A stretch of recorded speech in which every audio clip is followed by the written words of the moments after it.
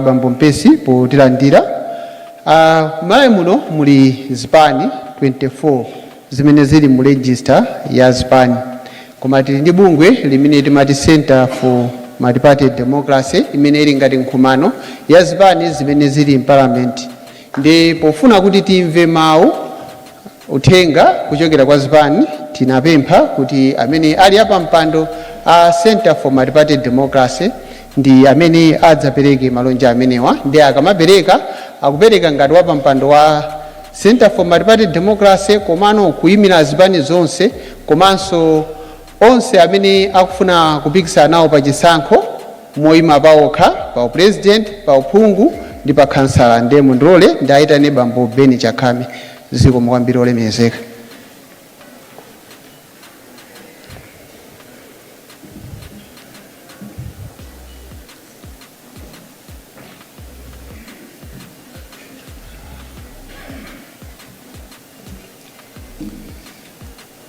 Ulemu tipereke kwa pampando bungwe loyendetsa chisankho olemekezeka Justice Annabel Ntalimanja, CEO abungwe loyendetsa chisankho Bambo Andrew Mpesi. Ngakhale ndipendekere pa maulemu onse amene anapereka Bambo Mpesi, popeza ife ndi andale mundilole ndilemekeze kupezeka kwanu Bambo Kizito Tenthani, amene muli mkulu wolemba ndi kufufuta zipani kuno ku Malawi. Secretary General ndi atsogoleri anzanga azipani landirani ulemu wanu. Anzathu a nyumba zofalitsa mawu, atate ndi amayi. Olemekezeka apa mpando a bungwe loyendetsa zisankho, poyambirira ndiloleni ndikuthokozeni komanso kuthokoza bungwe loyang'anira zisankho kuno ku Malawi potipempha ife abungwe la zipani zomwe zili ku nyumba ya malamulo kuti tipereke malonje m'malo mwa zipani zonse za ndale komanso onse omwe akuyima pawokha pa zisankho zikubwerazi. Ife sitikutenga mwayi umenewu ngati momwe zinthu zimayenera kukhalira ayi, koma mwatilemekeza. Pachifukwa ichi tikuti zikomo kwambiri. Angakhale ine mwini ngati wapampando wa bungwe limeneli ndikuti zikomo kwambiri, ndipo mumve kuthokoza kwathu. Pa za ndondomeko ya zisankho, lero ndi tsiku la mtengo wapatali pamene inu oyimbira mpikisano umenewu kapena titi alifali azisankho mukuyimba wizulo kapena ena amati pinto kuti mpikisano uyambe tsopano, kuti tione kuti pakutha pa ndimeyi galu ndani mchipeta ichi, kapena kuti tipeze awo ati atisogolere boma la Malawi kuyambira mu September muno kupita chitsogolo. Ife tikuti zikomo kwambiri chifukwa chotiganizira kuti tikhale nawo pamwambo wopambanawo. Ndiloleni ndiyambe ndikuwalandira azimzanga wonse kuchokera ku zipani za ndale zonse omwe tikutenga nawo gawo mu mpikisano, komanso awo omwe akuyima pawokha ngati ma independent candidates. Akuluakulu, lero tilitenge ngati tsiku la mtengo wapatali pomwe tikuyambapo ndime yosiriza mu ulendo wathu osankha boma la nyuwani loti lititenge kuchokera mu September chaka chino kupita kutsogolo. Azimzanga nonse omwe tikukapikisana kunjaku, tikatuluka mchipinda chino tiyeni tikhazikike pozikumbusa kuti tonsefe tikukapikisanafe ndife Amalawi. Onse tikufuna akativotere ife ndi Amalawinso, ndipo Malawi ngwatonse, ndipo tonse okhala muziko muno ndife abale mwa njira ina kapena inanso. Tiyeni tisagawane chifukwa cha mpikisanowu. Chonde tidziwe kuti sitikupita ku mpikisanowu kuti tikagwebane kapena kuchapana makofi, kuti tikaziwe kuti wamphamvu ndani ayi, koma tikapikisane pakuswa mfundo zomwe zingasinthe dziko lathu lino kuchoka pa mavuto omwe tili nawo pano kuti likhale Malawi wabwino. Sitikupita ku mpikisanowu kuti tikaone kuti namandwa ndiye ndani pakutukwana ayi, koma kuti uyo ali ndi kutheka kotukula umoyo wa Malawi ndi ndani.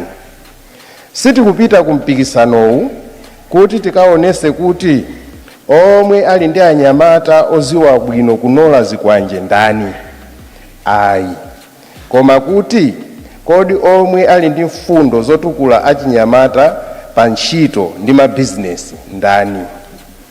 Sitikupita ku mpikisanowu kuti tikaone kuti ali ndi thanzi labwino ndani ayi, koma kuti ali ndi nzeru ndani.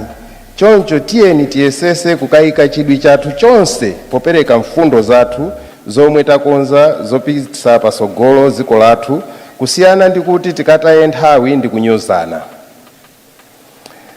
Angakhale zikuoneka kuti opikisana tilipo ambiri, koma pomwe tikutuluka muno tikumbukire kuti anthu ovota amaziwa ndithu kuti chuluke ngwanjuchi umanena iyo yakuluma. Mawu osiriza kwa ife tikupikisana ndi akuti pakati pathu pali Satana mdierekezi amene akufuna kuti dziko lino lisokonekere ndipo mukhale ziwawa. Ife ngati anthu andale tiyeni timuchitise manyazi Satana ameneyi ndipo tikhale amtendere. Tiyeni tipange zonse zothekera kuti kampeni yathu komanso kuvota kwathu zonse ziyende mwabata ndi mtendere. Mawu athu kuyambira lero kupita chitsogolo akhale akuti tiyeni timuchitise manyazi Satana. Kwa onse omwe tikuganiza kuti ziwawa kapena kugwebana kungathandize kuwina zisankho, tiziwe izi: babu la magesi lowala ndi mawati 5 silingaonjezere kuwala kwake ngati tizimisa babu lina lomwe lili ndi mawati 10, kuwala kwakebe kukhala 5 watts. Aliyense akuyenera kupalira ndime yake basi, kupita chitsogolo osati kumataya nthawi ndi kulikhana. Ife tonse opikisana kuzera mbungwe la CMD tikuti kupanga kampeni kapena mpikisano ndi kukavota mwabata ndi mtendere ndi zotheka, ndipo zimenezi kuti zitheke zitengera tonsefe kugwirana manja, kupendeka pa kampeni yongosinja mfundo osataya nthawi nkumatukwanizana kapena kugwebana. Ziwani izi: agalu akamakanganirana fupa amalitola ndi mphaka. Amayi ndi abambo apa mpando oyendesa chisankho, ndiloleni ndiyikepo ndemanga pa zomwe amzathu azachitetezo agwirira ntchito yawo pa ulendowu kufikira pano. Ife ngati zipani za ndale komanso omwe akuyima paokha tili ndi chikhulupiriro ndithu kuti mabungwe athu osungisa chitetezo kuno ku Malawi, monga apolisi komanso IMDF, ali nako kuthekera konse kosungisa bata ndi mtendere komanso kuteteza amalawi tonse. Mabungwe amenewa ife ndithu tikuwakhulupirira ngakhale mbuyomu atikhumudwisapo. Mutha kukumbuka kuti taonapo zipolowe zikuchitika kuzisankho zachipulula za zipani zina, apolisi ali pomwepo. Enatu nkumafunsa kuti kodi ngati akukanika kukhazikitsa bata ndi mtendere pa nthawi imeneyo kapena kuamanga awo omwe apanga zipolowe kumeneko, koma anthuwa azatithandiza mu nthawi ya zisankho. Ena ndithu aonapo apolisi komanso a MDF akulepera kuteteza nzika za Malawi zikusendedwa. Ena nkumafunsa kuti koma dzikoli likupita kuti. Ife tikuti anzathu achitetezo muli nawo ndithu mwayi owadziwitsa Malawi kuti ndinu akadaulo pa nkhani za chitetezo. Muli ndi mwayi ndithu oti mukonzenso CV yanu kuti ndi kuyika Amalawi mu chikhulupiriro kuti ndithu mutha kuwateteza. Inunso ndikukupemphani kuti tiyeni tigwirane manja pomuchitisa manyazi Satana. Malawi akhale okomera tonse. Malawi aliyense alandire chitetezo mofanana posayang'anira chipembedzo, mtundu, chipani kapena makobiri. Chonde konzani zofowoka zanu, ife tidakali nacho ndithu chikhulupiriro pa inu apolisi ndi a MDF. Zili ndinu kuti titaye nanu mtima kapena chikondi chathu pa inu chibwerere. Tiloleni tikufunireni zabwino pomwe mukupereka chitetezo posayang'anira nkhope pa ulendo wathu. Ife sitikufuna kuona zipolowe pa ulendowu. Malangizo anga kwa inu achitetezo ndi awa: kumbukani mawu okuti nkhuyu zakudya mwana zimapota wamkulu. Tiyeni tikondane. Apa mpando achisankho, ndiloleni ndikuthokozeni inu abungwe loyendesa chisankho kuno ku Malawi kamba kokonza mwambo uno otsegulira mpikisano weniweni. Tikayang'ana anthu ndi mabungwe omwe mwatiyitana lero kuno ku BICC, zikuonetseratu khumbokhumbo lanu lofuna kumayenda limodzi ndi Amalawi mu nyengo ya zisankhoyi. Komano pena akuluakulu adati alidere nkulinga utayenda naye. Ine m'malo mwa azinzanga tikuti inutu tayenda nanu ndipo takuziwani pa ulendowo. Pali nkhani zambiri zomwe inu ndi ife takhala tikukambirana mkanyumba komata, zomwe sitingafune kuti tizibwerese pa mbalambanda pano ayi. Koma ndinganene kuti ife ngati zipani komanso anthu onse amene akuyima paokha pololera kumapitirira ndi zisankhozi, tili ndi chiyembekezo ndithu kuti mwayi muli nawo osintha zofowoka ziwiri kapena zitatu ndi kupanga chisankhochi kukhala chokomera onse. Mayi Chairperson, ndime ya salayi muziwe kuti ufulu ndi mtendere wa Malawi pafupifupi 20 miliyoni uli m'manja mwanu. Ife ngakhale ena mwa mamembala athu anali ndi nkhawa zina zomwe munayankha komanso zina mwina sizinayankhidwe, chinthu chimodzi chomwe tingasimikize ndikuti tonse tikupita ku chisankho pa 16 September ndipo sichilephereka. Ife tikupasani support yoyenera kuti chisankhochi chitheke ndipo chiyende bwino. Koma inu mayi muli ndi kiyi yemwe angapangise kuti chisankhochi chikhale chokomera onse ndipo tonse tizakhutire ndi zotsatira zake.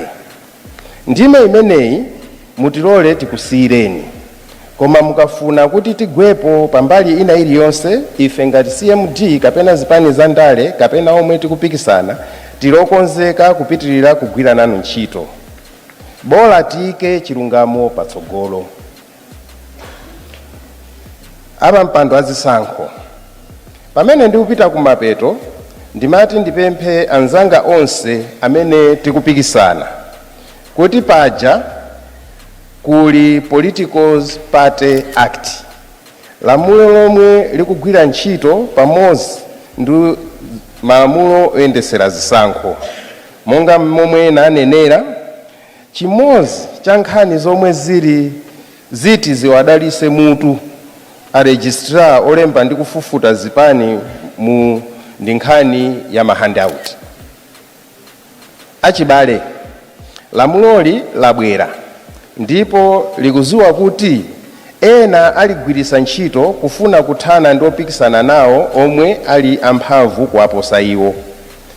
Inetu munthu wina wake anandiwuzapo kuti ukavala zovala zoyera chonde upewe kuyenda m'matope. Ife amene tikuoneka kuti tiliko bwino pa ground titha kugwesedwa mosavuta kuzera mulamulo limeneli. Tiyeni zoyenera kupewa tipewe.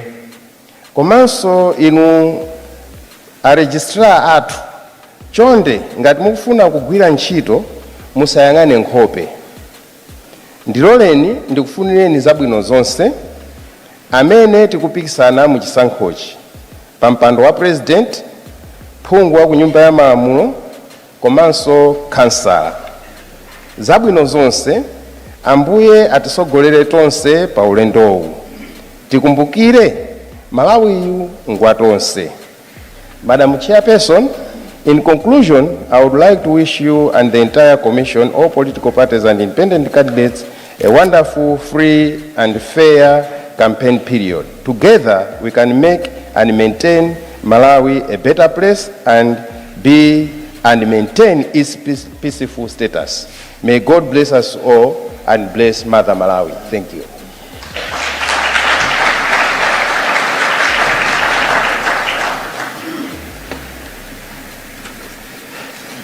Thank you so much, Honorable Ben Chakame. Just to summarize what he said, he urged for a peaceful and issue-based campaign. He said it was everyone's responsibility to ensure that we have a violent-free election. He gave an analogy that you cannot brighten your candle by sniffing off somebody's candle. He even further gave another example to say when dogs are fighting, it's the cat that will pick the bone, and he's assured that the political parties retain trust in the security agencies and that they have the capacity to protect everyone as we are going towards the election period. And he said it was their expectation that the security agencies will live to that expectation. To the Commission, he said the parties are ready to render support to the MEC to ensure that the elections are held in a credible way. Honorable ladies and gentlemen, we proceed with the program. We have a theme song for 2025 general election. Some of you might have heard about it, but you may not have had an opportunity to have a live performance about it. So I will invite the theme song artist, Pixie, to give us a show. Amainda Bambo, Ndrole,